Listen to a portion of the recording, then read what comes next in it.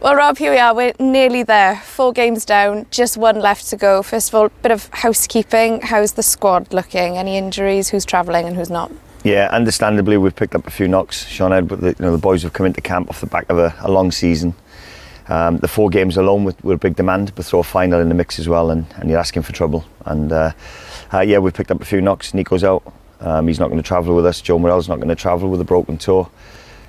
Joe Allen, we could probably risk, but I don't see any benefit in it whatsoever. He's got a scan booked for today. We don't know the severity of it, but if I'm honest, I probably don't think there's anything there with his hamstring, severe. But I think it's just sensible just to leave him, and we've got other midfielders that gives us an opportunity to look at as well. And Wardy, obviously, and Reece Norton and Davis suspended, so we are a depleted squad going into the last game. But yeah, overall, I'm really pleased with the camp. Like you said, you've picked up a few knocks, but I think one thing that's been so impressive over the last couple of weeks is you can rely on any of those players, can't you? It doesn't matter how many caps they've got, it doesn't matter their age, and I think that says a lot about where Wales are at the moment. It's looking good, isn't it? Yeah, everybody rightly so is going to talk about the senior boys, and Joe Allen's performance the other night before he came off was outstanding. Gareth scoring the goals, Aaron's assist. But then the opposite end of the spectrum is people like Wes Burns coming into the camp for the first time and playing against Poland and giving that level of performance, like you've just alluded to, is, it's great for a coach, it's great for us supporters as well to see that the strength and depth that we've got now with Welsh football. It's not just about putting our best 11 out there, and if anything happens to them, then we're sort of, we're scratching our heads and where to go. Now we're getting more and more players playing top level football. Look at, again, using Brennan as an example. He comes on and scores the important goal for us against Belgium. And it goes to show that when you look at the bench now and the subs that we've got to come on and have an impact on the game, they can change games for us. Looking back on the Belgium game, Rob, you said that was the first time you could pick a team in preparation for the World Cup because of the schedule. Didn't go too badly, did it? Just what impressed you the most about that game and that performance? The overall performance, I enjoyed watching us on the ball, Sinead.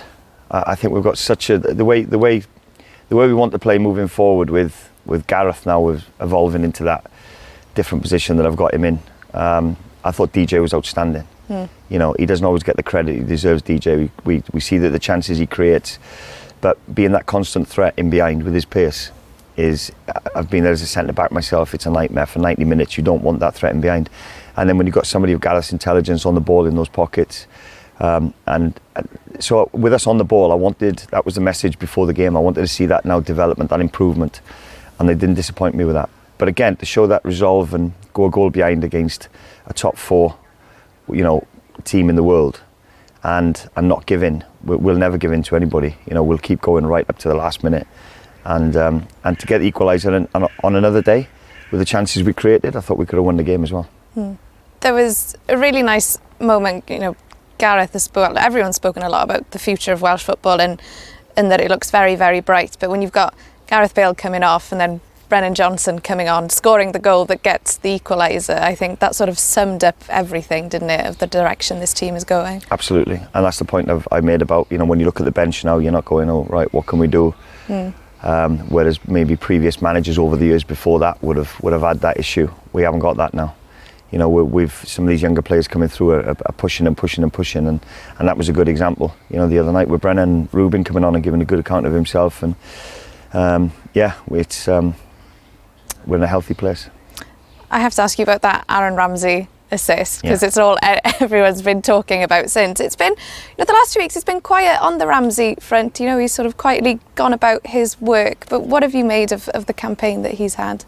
I think he's been outstanding. Honestly, I think people have been quite critical about, is he robust enough to go from, and when it's hard, any player to come into camp without playing week in, week out domestic football, it's going to catch up with you at some stage.